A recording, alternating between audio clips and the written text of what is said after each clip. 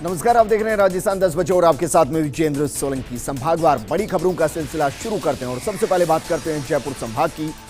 यहां की बड़ी खबर बता रहे हमारे सहयोगी योगेश शर्मा। राजस्थान की विधानसभा में आज कई मुद्दों पर गर्मा गर्म बहस देखने को मिली, तो वहीं शाम आते आते यूडीएच मंत्री शांति धारीवाल ने अपने विभाग से जुड़ी अनुदान मांगों को लेकर बोलते हुए घोषणाओं का पिटारा खोल दिया। आमजन के हित में और शहरी वर्ग के हित के अंदर कई ऐसी घोषणाएं यूडीएच मंत्री ने की जो वाकई में माइलस्टोन का काम कर सकती है। रियल एस्टेट को मंदी से उबारने के लिए भी कई घोषणाओं को उन्होंने सदन में बताया।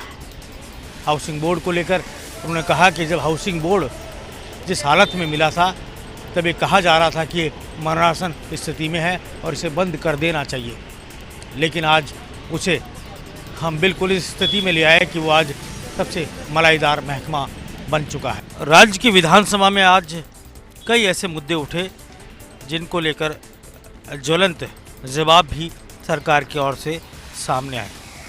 आज अनुदान मांगों पर सदन में एक सार्थक चर्चा का दौर देखने को मिला। विधानसभा में आज यूडीएच महकमे से जुड़ी अनुदान मांगों पर चर्चा हुई और फिर बाद में इन्हें पारित किया गया।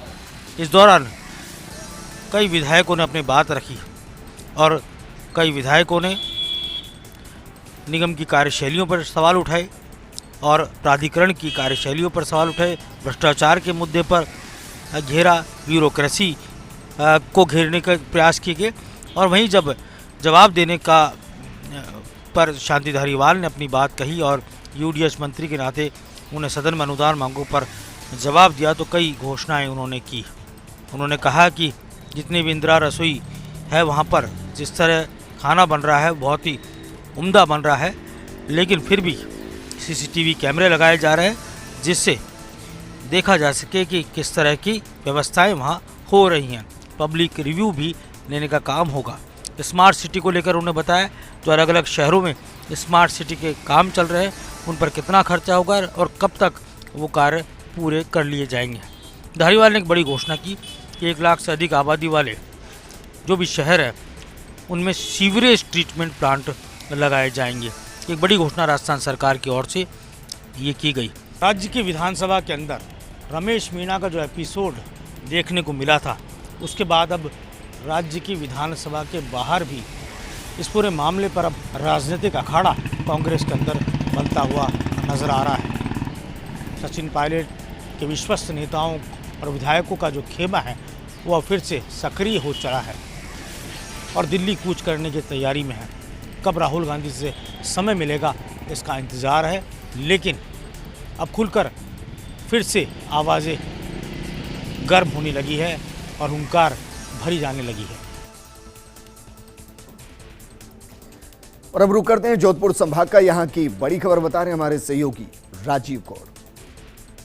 किसानों के खिलाफ केंद्र के कानून को एक बड़ा हमला बताते हुए जिस तरीके से राकेश टिकैत दिल्ली बॉर्डर पर कोशिश कर रहे हैं, आज वही रूप और स्वरूप उनका पश्चिमी राजस्थान में देखने को मिला।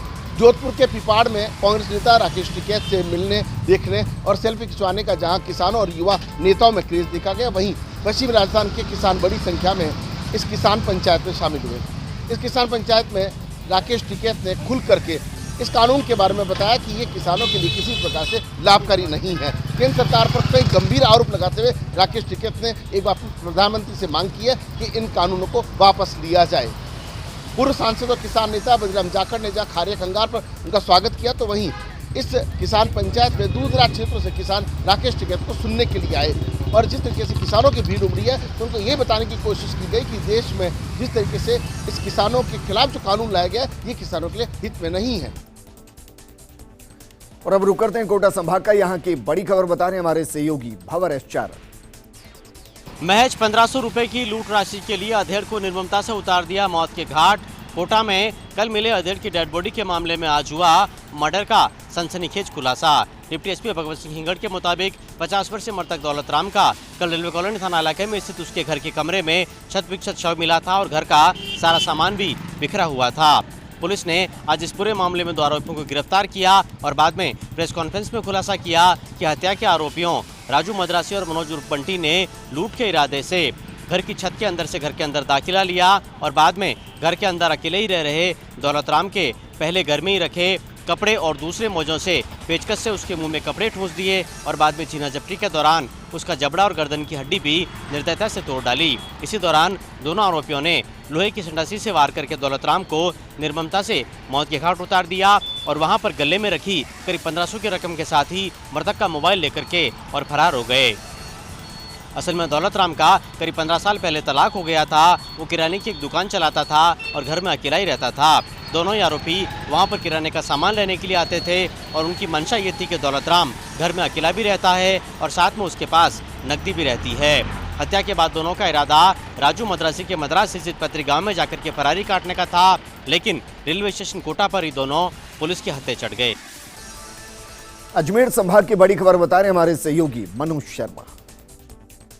डीजीपी एमएल लाठर जयपुर से कोटा जाते समय टोंक जिले के दौरे पर रहे, जहां उनका नेवाई बॉर्डर पर पुलिस के अधिकारियों ने अगवानी की। साथ ही डीजीपी एमएल लाठर देवली स्थित सीओ कार्यालय पर पहुंचे, जहां उन्होंने सीओ कार्यालय का निरीक्षण किया। इस मौके पर पुलिस के जवानों ने उनको गार्ड ऑफ ऑनर दिया। वहीं डीजीपी एमएल लाठर ने सीओ कार्यालय में जिला कलेक्टर गौरव अग्रवाल और जिला पुलिस अधीक्षक ओम प्रकाश के साथ टोंक जिले में चल रही कानून व्यवस्था को लेकर एक समीक्षा बैठक की, जिसमें जिला पुलिस अधीक्षक ओम प्रकाश ने डीजीपी को कानून व्यवस्था की पालना कराने में आने वाली अड़चनों के बारे में जानकारी दी। इसके बाद डीजीपी एमएल लाठर कोटा के लिए रवाना हो गए। उदयपुर संभाग की बड़ी खबर बता रहे हमारे सहयोगी अनुपम दीक्षित। बांसवाड़ा में आबकारी महकमा किसी भी परीक्षा में पास होता नजर नहीं आ रहा। हम ऐसा इसलिए कह रहे हैं कि 10, 15, 20 और 50 बोतल की कार्रवाई करने वाला आबकारी विभाग भला बांसवाड़ा में चलने वाली नकली शराब बनाने की फैक्ट्री को कैसे नहीं पकड़ सकता। ऐसे में सहज अनुमान लगा सकते हैं कि कितनी बड़ी इस फैक्ट्री के साथ मिलीभगत थी। बांसवाड़ा एसपी को प्रतापगढ़ पुलिस की ओर से सूचना और पुख्ता जानकारी दी गई कि आंबापुरा थाना क्षेत्र के झरनिया गांव में अवैध नकली शराब बनाने की फैक्ट्री संचालित है, जो कि बीते लंबे समय से संचालित है और यहां से लाखों करोड़ों का माल सप्लाई किया जा चुका है। ऐसे में उन्होंने एक बांसवाड़ा एसपी कावेंद्र सिंह सागर ने तत्काल जिला स्पेशल टीम यातायात प्रभारी सचिन शर्मा के नेतृत्व में आंबापुरा थाना भेजी और आंबापुरा थाना पुलिस के साथ मिलकर पूरी कार्रवाई की। बताया तो यह भी जा रहा है, इस पूरी टीम में प्रतापगढ़ की जिला विशेष टीम भी शामिल थी। मौके से पुलिस ने बड़ी मात्रा में नकली ढक्कन लेबल शराब की बोतलें, इसमें ब्लेंडर स्प्राइट और आरएस यानी रॉयल स्टेग 2 शामिल हैं। मौके से 84 कार्टन ब्लेंडर स्प्राइट और आरएस के 659 कार्टन जब्त किए गए हैं। ऐसे में सहज अनुमान लगा सकते हैं कि यह लाखों की शराब तो मौके पर ही जब्त कर ली गई है। इसके अलावा मौके से 200 लीटर स्प्रिट और शराब बनाने का जो मूल केमिकल होता है वो भी काफ़ी मात्रा में जब्त किया गया है। इसके अलावा आरओ प्लांट व अन्य ज़रूरी चीज़ें भी मिली हुई हैं। इसके साथ ही मौके से एक व्यक्ति झरनिया निवासी वीर प्रताप सिंह पुत्र रंजीत सिंह, जिसकी उम्र 33 वर्ष बताई गई है, उसे गिरफ्तार किया है और आरोपी ने कबूल किया है कि लंबे समय से यह वो काम कर रहा है और चोरी छिपे इसे राज्य व अन्य आसपास के क्षेत्रों में सप्लाई करता था। ऐसे में सहज अनुमान लगा सकते हैं, जब इतना बड़ा रैकेट चल रहा था तो आखिर आंबापुरा थानाधिकारी हों या फिर आबकारी विभाग, दोनों को ही इसकी भनक कैसे अभी तक नहीं लगी। झरनिया गांव में जैसे ही फैक्ट्री पकड़ी गई है उसके बाद से ही आरोप का दौर शुरू हो गया है, क्योंकि आबकारी की दुकान से महज कुछ किलोमीटर दूर यह पूरी फैक्ट्री चल रही थी।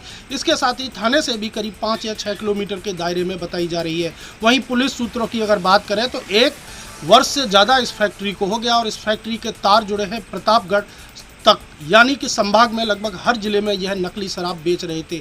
और अब सबसे अहम बात यह है कि आबकारी विभाग ने भी अभी तक किसी अधिकारी कर्मचारी के खिलाफ कार्रवाई नहीं की है और निश्चित मानकर चलिए इस नकली शराब को पीने से यदि बांसवाड़ा में 1, 2, 4 मौतें हो जाती तो निश्चित रूप से डीओ से लेकर के सीआई और प्रहराधिकारी तक को सस्पेंड कर दिया जाता।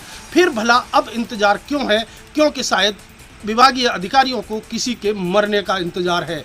अब जब चूंकि मिलीभगत साबित हो गई है, इतना बड़ा मामला है, इतनी बड़ी फैक्ट्री पकड़ी गई है, फिर भी आबकारी विभाग कोई कार्रवाई नहीं कर रहा। हमने जिला आबकारी अधिकारी पीसी रेगर से बात की तो उन्होंने सिर्फ इतनी कार्रवाई की है कि उन्होंने प्रहराधिकारी को एक नोटिस जारी कर पूछा है कि आखिर यह मामला क्या है।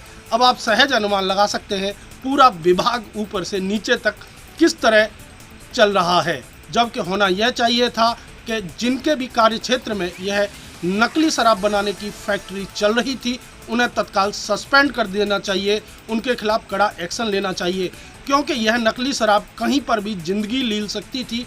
इसके अलावा करोड़ों रुपए का सरकार को राजस्व का घाटा हो चुका है, क्योंकि एक बोतल पर कई सौ रुपए सरकार को राजस्व मिलता है। और अब रुक करते हैं बीकानेर संभाग का, यहाँ की बड़ी खबर बता रहे हमारे सहयोगी सुनील सिंह। बीकानेर में आज आज़ादी का अमृत महोत्सव शांति मार्च के साथ शुक्रवार को प्रारंभ हुआ। अतिथियों ने गांधी पार्क में महात्मा गांधी की मूर्ति के समक्ष पुष्पांजलि अर्पित कर आज़ादी की जंग में अपना सर्वस्व न्यौछावर करने वालों के प्रति कृतज्ञता प्रकट की। स्कूली बच्चों ने महात्मा गांधी, जवाहरलाल नेहरू और कस्तूरबा गांधी का रूप धरा तो एनसीसी, राजस्थान राज्य स्काउट एंड गाइड के प्रतिनिधि तथा खिलाड़ियों सहित अन्य जनप्रतिनिधियों एवं अधिकारियों ने शांति मार्च में भागीदारी निभाते हुए देशभक्ति का संदेश दिया। जिला प्रशासन और नगर निगम के संयुक्त तत्वाधान में आज़ादी के अमृत महोत्सव के तहत आयोजित किए गए पहले कार्यक्रम में सभी प्रतिभागियों में उत्साह का माहौल था। इस अवसर पर जिला प्रमुख मोड़ाराम ने कहा कि यह शांति मार्च आज़ादी के संघर्ष से जुड़े लोगों के श्रद्धा सुमन अर्पित करने का जरिया है। आज का दिन हमें उन कुर्बानियों की याद दिलाता है। महापौर सुशीला कंवर ने कहा कि लाखों देशभक्त की कुर्बानी से हमें आज़ाद हवा में सांस लेने का मौका मिला है। राष्ट्रपति महात्मा गांधी ने दांडी मार्च के माध्यम से स्वतंत्रता आंदोलन से देश के आम आदमी को जोड़ते हुए यह साबित किया कि अहिंसा में कितनी बड़ी ताकत है। अहिंसा के पथ पर चलकर हमें अंग्रेज दास्तां से आज़ादी मिली। इस दिन को मानते हुए हमें दांडी की महान ऐतिहासिक घटना के रूबरू होने का अवसर मिलेगा। जिला कलेक्टर नमित मेहता ने कहा कि हजारों देशभक्तों ने अपने प्राणों की कुर्बानी देकर देश को आज़ादी दिलवाई। सभी ने अवज्ञा आंदोलन प्रारंभ करते हुए राष्ट्रपिता ने दांडी मार्च के माध्यम से अंग्रेजों के बनाए हुए कानून तोड़े और जनता को अहिंसा अपनाते हुए सांकेतिक रूप से अंग्रेजी हुकूमत से लड़ने के लिए प्रेरित किया। उन्होंने कहा कि हम अपने स्वतंत्रता सेनानियों के त्याग सदैव याद रखें। इसलिए आज़ादी के 75 वर्ष पूर्ण होने का जश्न अमृत महोत्सव के रूप में मनाया जा रहा है। इसके तहत 15 अगस्त 2023 तक 75 कार्यक्रम आयोजित किए जाएंगे। और अब रुक करते हैं भरतपुर संभाग का, यहाँ की बड़ी खबर बता रहे हैं हमारे सहयोगी रवि कटार। के लखनपुर थाना इलाके के दयावली गांव में आपसी विवाद को लेकर दो पक्षों में हुआ झगड़े में हुई फायरिंग। पुलिस ने बदमाश का पीछा कर किया गिरफ्तार। घटना की सूचना पर लखनपुर थाना पुलिस मौके पर पहुंची और फायरिंग कर भाग रहे बदमाश का पुलिस ने पीछा किया, जिसके बाद उसे धर दबोचा। पकड़ा गया बदमाश हिस्ट्री सीटर का भाई है, जिसके पास से पुलिस ने 2 अवैध हथियार 23 कारतूस बरामद किए हैं। थानाधिकारी पंजाब सिंह ने बताया कि शुक्रवार सुबह करीब 10:30 बजे मोबाइल फोन पर सूचना मिली थी कि दयावली गांव में जमीनी विभाग में झगड़ा हो गया है, जिसके बाद फायरिंग हो गई है। थाना पुलिस की ओर से पकड़े गए बदमाश के खिलाफ हत्या के प्रयास, राजकारण में बाधा सहित अन्य 7 मामले दर्ज हैं। वहीं पुलिस पकड़े गए आरोपी से पूछताछ करने में जुट गई है कि इतनी बड़ी संख्या में कारतूस और अवैध हथियार कहां से लाए गए थे।